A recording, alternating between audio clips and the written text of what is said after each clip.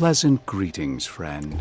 Thank you for your purchase of our take-home meditation session. This recorded meditation will guide you on a spiritual journey towards transcendence. We will begin shortly.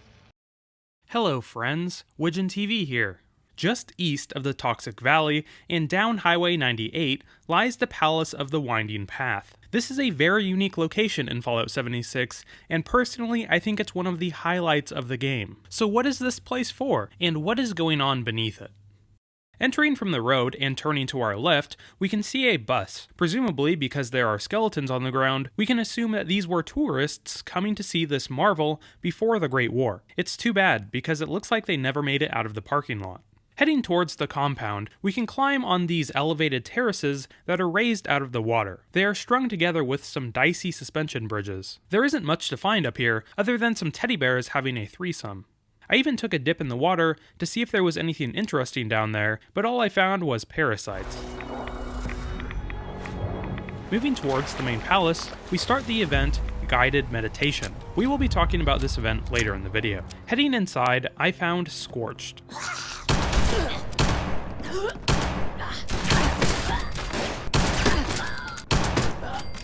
So because this is such a big compound, I figured we would start on the first level, and then after reaching the top, we will head into the basement. So on the lowest level above the basement, we can open a door that leads to a small room. On a desk next to the door, we can find a note called Incense Complaint. To whom it may concern. I tried attending one of your guided meditations, and while I found it relaxing at first, I could not stand the smell of the spiritual incense. As bad as it was for me, it was worse for the Crimson Walrus sitting next to me, whose nose grew bigger each time he sneezed. So yeah, it sounds like there was some sort of hallucinogenic substance in this incense being pumped into the room. I wonder what purpose it had. Maybe it was just for a good time. Next, we can head over to this terminal just right of the desk where we found the note, labeled Holotape Duplication Terminal. It presents us with a few options, but most of them cause errors.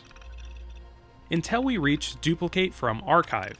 This gives us a few options. Each one of these looks like a name for a class, like each one is a standalone meditation session. Sadly, most are errors again, all except Pillars of Transcendence. When selecting this option, we are given the Pillars of Transcendence holotape, which we will not be listening to in its entirety because it's 10 minutes long, but here's a quick 20 seconds so you can get the gist of it. Pleasant greetings, friend. Thank you for your purchase of our take-home meditation session. This recorded meditation will guide you on a spiritual journey towards transcendence. We will begin shortly. Take a moment to appreciate your surroundings. And remember, your generous donations make this spiritual journey possible. Are you ready? Close your eyes. Take a deep breath. Inhale. 2, 3, hold. 2, 3, exhale. 2, 3, 4. Good. And repeat. Alright, so now that we're all relaxed, we can finally move up into the building. We find more of this gorgeous architecture. In this, what looks like the main meditation room. Heading further upstairs, we don't find much other than a few skeletons, so heading up again, and after looking around for a second, we immediately notice that this place has been lived in. Bunk beds, mattresses, sleeping bags. It looks like a good number of people were once calling this place home. Heading into a larger room, and behind a privacy screen, we can finally tell who was living here, the Raiders. Specifically, this is the Cutthroat Gang logo. I'll be covering all of the Raider gangs in separate videos, so stay tuned. On the opposite side of this same floor, we can find another large room, with a sign next to the door reading, "Keep Out." Entering this room, we can see another privacy screen. Behind the privacy screen, we can see a small bar, and under the bar's counter, we can find a combat shotgun. Over by the bed, we can find another note labeled Unsent Letter.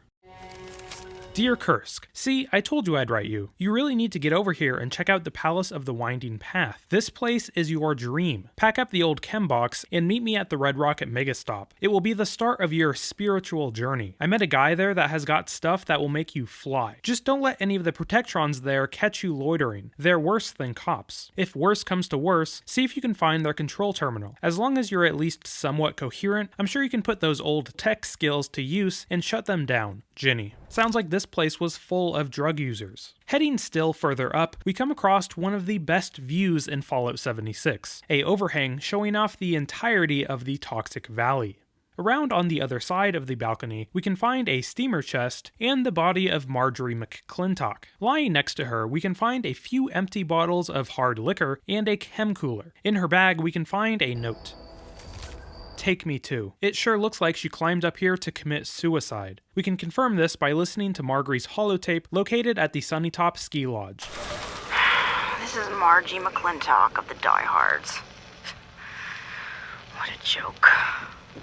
We deluded ourselves into thinking our victims would fear a name like that. But now, everyone out there is as desperate as we are. Every confrontation could mean life or death. People take their chances. They fight back.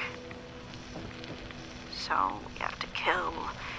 We have to murder innocent people. Well, not me. I don't care what this world has come to. It's not taking me down with it. The whole idea of the Raiders is sick. It's inhuman. I'm destroying that stupid key fragment.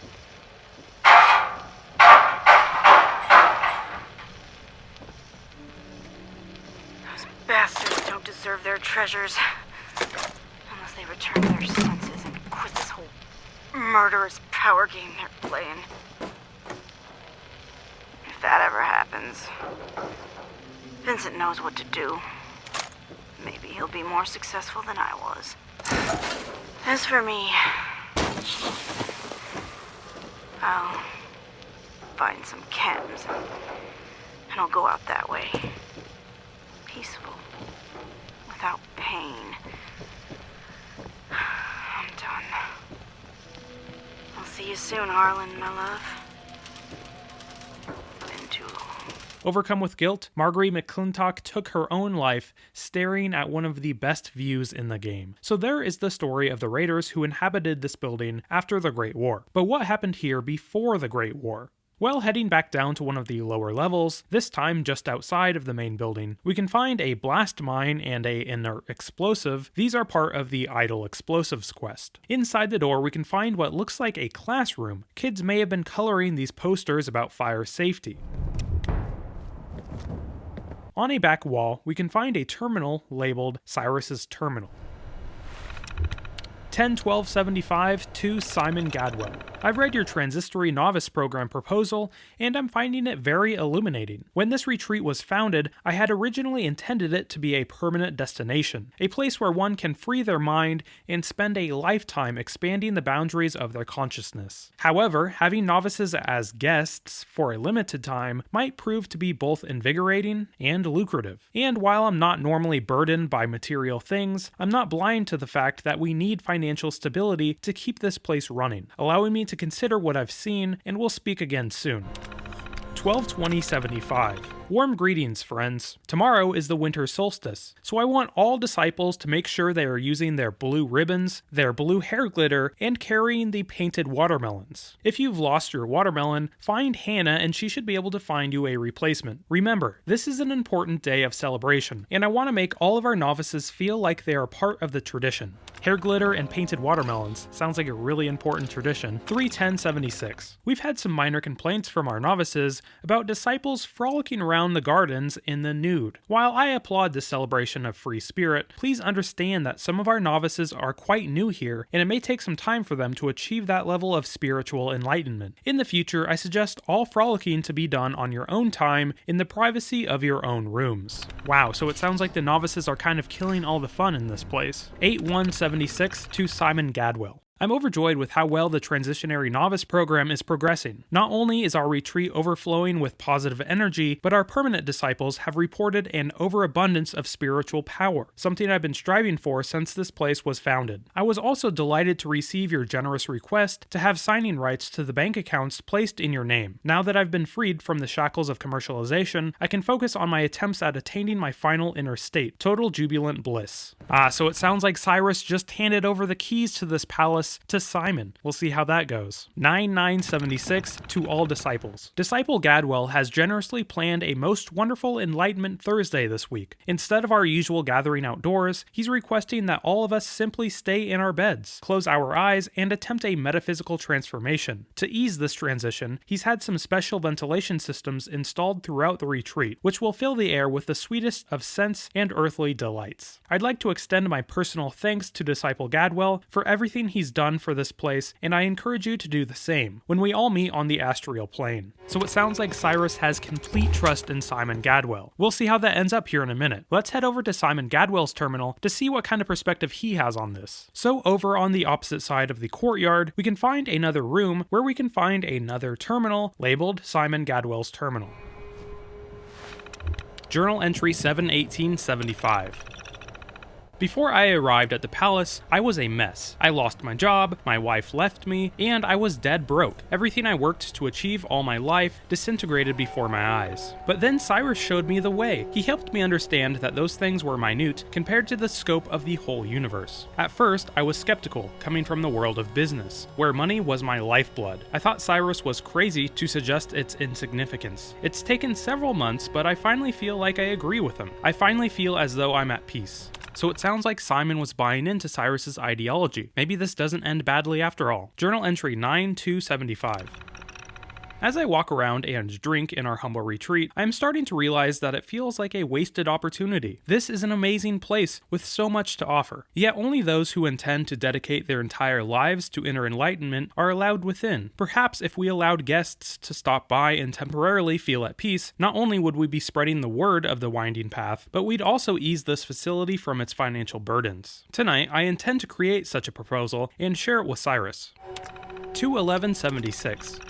We're in the 4th month of the Transitionary Disciple program, and I couldn't be more pleased with the balance sheets. Of all the business ventures I've ever embarked upon, this has got to be the most lucrative. The best part of this is that the guests hardly need anything to be entertained, just minimal staff and a clean place to sleep. In the last month alone, we've netted thousands in profits. I began this journey at the palace, searching for enlightenment, but who needs it when you've discovered a way to become stinkin' rich? So it sounds like Simon's honest intentions are turning into devious plans. Journal entry 8/22/76. I've worked on our expanded packages for couples and come up with a list. I've had to run these by Cyrus, of course, but that idiot is off finding himself, or whatever he does in the woods alone. Thank goodness he put me in charge of the accounts. Heck, maybe I'll just push it through myself. So here we can see Simon grabbing power. On to the last journal entry, 9/10/76. Spending the cash on the new ventilation system worked like a charm. All I need to do is make sure one of the staff here keeps cycling the containers of spiritual incense, and the guests stay in La La Land for the entire duration of their stay. I have no idea what's in the gas, but no one's gotten sick yet, so I'd say we're fine. I've been able to save a fortune on meals and bed linen changing. I can't believe how well this is all worked out. The palace is booked solid through Christmas, and I'm getting filthy rich. Enlightenment indeed. So I guess if you think about it, Cyrus is getting what he wanted, time to enlighten himself, and Simon is getting what he wanted, a bunch of money. So now there's only one thing left to do. Let's head to the basement. Heading through the employees only area and down through a laundry room, we can enter the basement. Entering the basement, we immediately see these large industrial containers. I wonder what's in them. Maybe the incense. To the left, we can find a terminal and a security door. Opening the security door, we don't find much inside. Turning around, we can see several crafting tables, and on a desk, next to a blown-out terminal, we can find a holotape labeled Cyruss Concerns. Warm greetings, friend. Yeah. Warm greetings and wholeness and all that. You, wanted to see me? Yes, indeed I did, Disciple Simon. I'm proud of everything you've accomplished here in such a short time, but I'm having concerns about our new direction. You mean the, transitory disciple program. What's the problem? Are the guests complaining? Quite the opposite. By the time they depart, they appear blissful and enlightened. It's wonderful. No, it's a far more material issue, I'm afraid. The amount of money that you're spending to advertise the palace has me concerned. Don't let those sorts of matters worry you, Cyrus. After all, that's why you appointed me as the palace's business manager. You just go and get naked and run around lighting incense, painting watermelons, or whatever you need to do. Leave the rest to me. Come now, Disciple Simon, you're beginning to sound similar to when you first arrived at our doorstep. Oh my, perhaps your balance has shifted. Did you wish to be anointed in oils for a cleansing? No, I'm fine. Quite balanced. Everything is great. No more anointing, please. Oh, very well. Perhaps I'm worrying needlessly. After all, it is you who has gifted us with this new direction and brought so many people here to achieve wholeness. Yeah, no sweat there, Cyrus. Don't even worry about it. Anyway, since I'm here, I need you to look at these plans for a ventilation. For spiritual conduits I want to have installed. So you can tell in this holotape that Simon is clearly taking advantage of a blissfully ignorant Cyrus. Like we heard in the terminal, Simon was making a killing off this commune, and the hallucinogenic incense kept people spending money. Next to the table where we found the holotape, we can find a terminal labeled Guided Meditation Terminal. Here we can find some more information on the hallucinogenic incense. Instructions.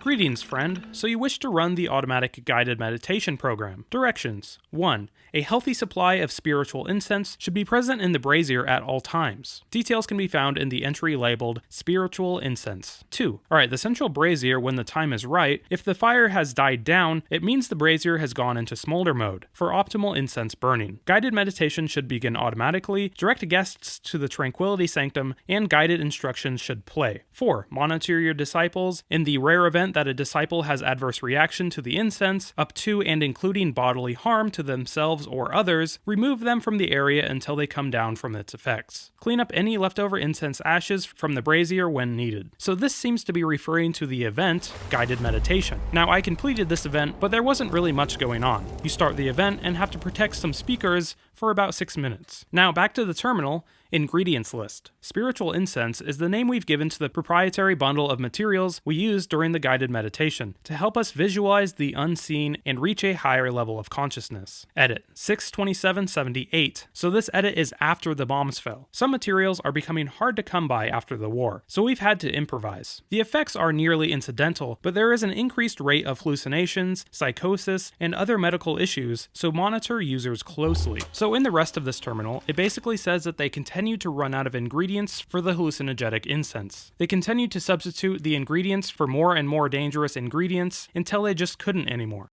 So there is the story of the Palace of the Winding Path, a community of people practicing holistic medicine being taken advantage of by an ambitious businessman. After the bombs fell, the incense ran out, and the people abandoned this incredible building, allowing the raiders to turn it into their personal drug penthouse.